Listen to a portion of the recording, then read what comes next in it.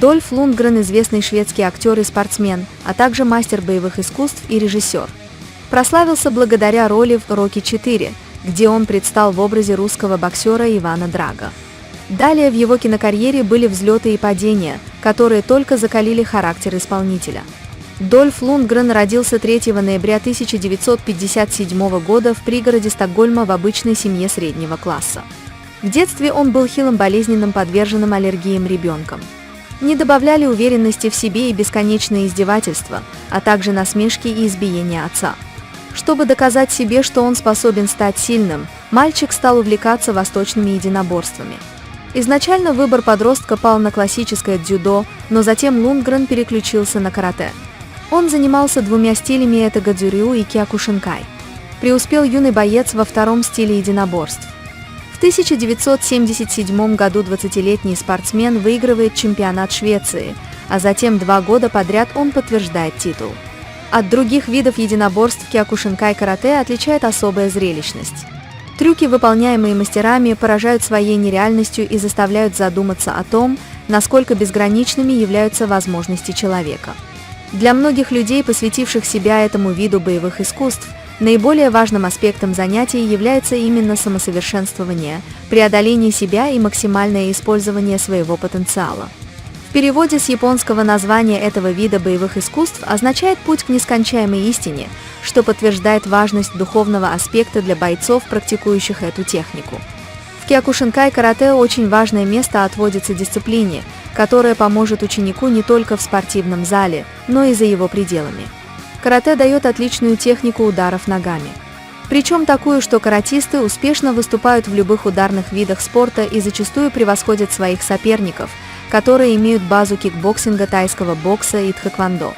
Достаточно нескольких лет интенсивных занятий киокушинкай для того, чтобы приобрести и сохранить на всю оставшуюся жизнь технику ударов ногами в движении. В 1979 году участвовал в чемпионате мира, где уступил противнику только в финале. Далее он дважды становился победителем открытого чемпионата Великобритании. С 1979 года проходил службу в рядах вооруженных сил Швеции в полку морской пехоты. После демобилизации учился в Стокгольмском Королевском технологическом институте и в Сиднейском университете. В Австралии получил степень магистра химического машиностроения. После Австралийского университета его пригласили в Массачусетский технологический институт. В Сиднее он знакомится с певицей и актрисой Грейс Джонс, с которой отправляется в Америку в качестве ее телохранителя. Далее Дольф пробует себя в роли модели и танцора, а также подрабатывает вышибалой в клубах и учится на курсах актерского мастерства. Дебютом Лундгрена в кино стал маленький эпизод в фильме «Вид на убийство», где молодой актер сыграл телохранителя генерала. Затем парень долго рассылал портфолио в разные студии, но получал отказы из-за высокого роста. Настоящий успех пришел к актеру в этом же году после роли российского боксера Ивана Драго в кинокартине Сильвестра Сталлоне «Рокки IV». Эта роль для актера стала поворотной и знаковой. Позже он еще не раз возвращался к образам мужественных солдат, спортсменов и наемных убийц. Главную роль актер получил через 2 года в фильме «Властелины вселенной». К сожалению, фильм провалился в прокате, как и фильм «Красный скорпион», в котором Дольф вновь сыграл русского. Следующие фильмы «Каратель» и «Ангел тьмы» также были приняты весьма прохладно. Критики называли Лундгрена актером одной роли и заявляли, что его актерский талант значительно уступает его мускулатуре и росту.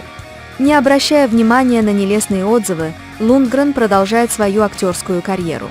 Он продолжает играть сильных парней, но уже выбирает сценарии с более глубокими диалогами. Самыми известными картинами того периода стали «Разборка в маленьком Токио», в котором Лундгрен играет полицейского, сражающегося против японской мафии, и «Универсальный солдат», где его партнером стал Жан-Клод Ван Дамм. Эксперты продолжали нещадно критиковать мастерство актера, но эти фильмы имели большой коммерческий успех и очень понравились зрителям. После этого карьера актера пошла на спад.